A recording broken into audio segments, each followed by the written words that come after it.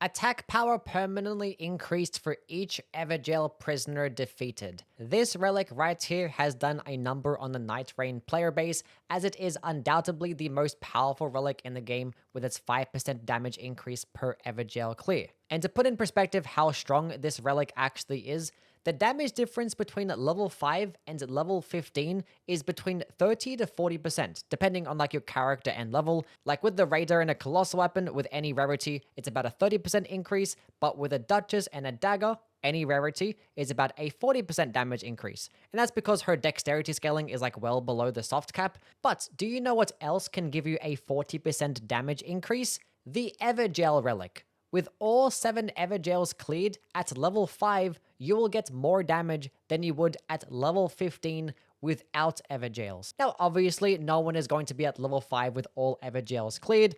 This was just to help put it in perspective how good it is. And also, people are more likely to have like 4 to 5 Evergaols and not have all 7 cleared, which that's still roughly a 25% damage increase. And that's the equivalent of going from level 7 to level 15 in terms of damage.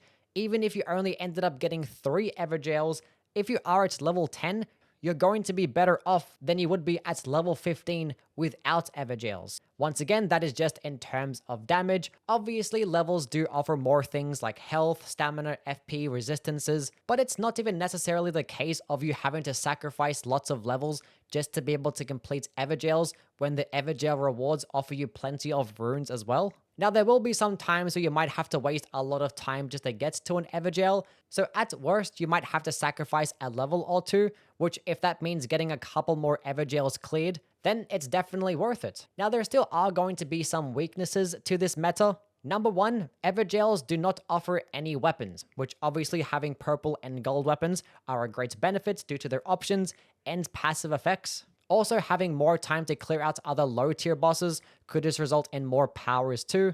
Evergaols are also typically spawned towards the outside of the map, which, as I mentioned earlier, can waste a lot of time. And also, there's lots of RNG involved with the circle placement and having to run from fort to cathedral in hopes that you find some stone sword keys.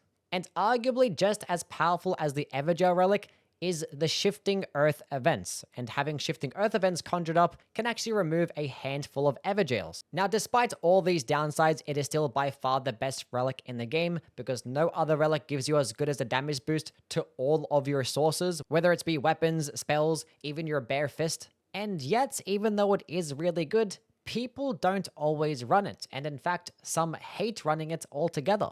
And it's mainly because that running from Evergaol to Evergaol and hoping that you find stone sword keys along the way can be pretty tedious. And it's especially true when taking into account the types of bosses that can actually spawn in Evergaols. Every single gank boss just feels terrible and unfun to fight, and for some reason they also offer the least amount of rewards too.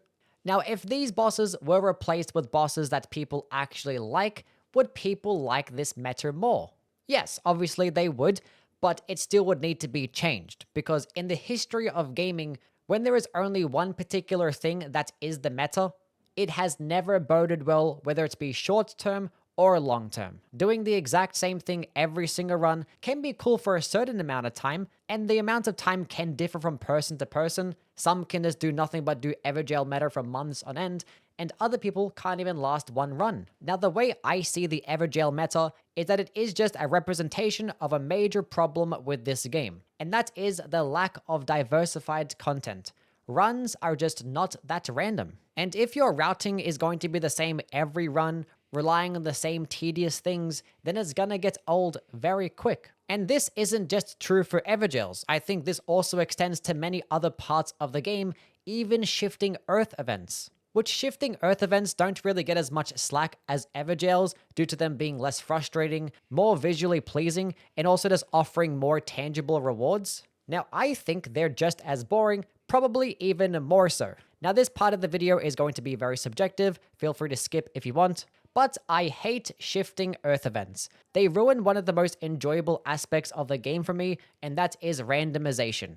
Every single shifting earth experience is pretty much the exact same, with the exception of the Rotten Woods, which can be slightly different sometimes. But the location of these shifting earth events, to the boss placements, and worst of all, the circles are also fixed too. And this isn't like a situation where it's because I've played the game for like 500 hours and now I've just gotten sick of it.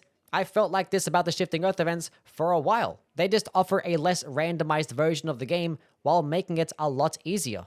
Whereas for myself, I'm trying to find more ways to make the game more difficult. So yeah, the reason why I'm not really as harsh as I am on Evergaols as I am with Shifting Earth events is because at least they're randomized and you get some amount of autonomy in how you want to approach them. When I spent an entire week doing level 1 runs against Everdark Libra, I kind of had to run the relic the entire time just to give myself a good chance, and I was utterly miserable. Like just doing the same Evergel slop routing every single time, it just wasn't fun. But there were some things that I did to make them a bit more tolerable. Instead of just making them a day 1 task, I instead made them a day 2 task. Because fighting enemies like the Misbegotten or the Beastmen, when you have pretty shit damage, just feels awful. And that did make it a little bit better, but once I kept doing it over and over again, then it got boring. And that's because the answer to everyone's problems is simple. Stop doing the same shit if you're bored.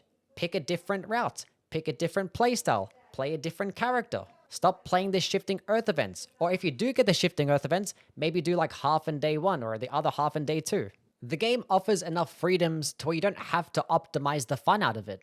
Now, even then, there is still only so much the player can really do. From Software are the ones that have the control, which here is going to be another very opinionated take. I don't mind when a very powerful thing gets nerfed to the ground where nobody ever touches it again. As long as it is replaced with some other stuff, then I'm cool. You can never balance a video game. It is impossible. The only thing that you can do is keep it fresh.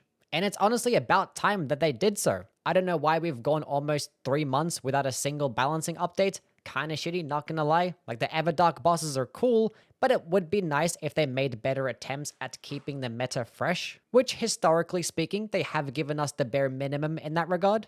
Now, this video isn't like a call to nerf the Evergel relic. In fact, I think the Evergel relic is a pretty cool idea, because what it does do is that it gives players that are very confused about like the routing of the game, it gives them a very clear thing to look out for. Like, hey, look, you have this relic that gives you a damage boost when you clear out Evergels. Go ahead and do this. Sometimes players can get overwhelmed when they have all these options, and this can help streamline that. And maybe some of these relics can actually help other characters too, because as it stands right now, this Evergel relic definitely helps out certain Nightfarers like the Executor more so than other ones. For the reasons being that the Executor is one, very good at dealing with the gank Evergel bosses, but also the Executor doesn't really need to go ahead and find any other weapons. He can just stick with his main weapon the entire time, so all he has to do is find a purple stone and then spend the rest of the expedition just killing Evergel bosses. So hopefully when they implement this new game mode, it comes alongside a lot of other different types of powerful relics that can help out with people's routing. But yeah, that's pretty much everything that I wanted to talk about in this one. As always, please let me know what your opinions are down in the comments below. Like and subscribe and all that stuff, and I'll catch you guys around. See yous.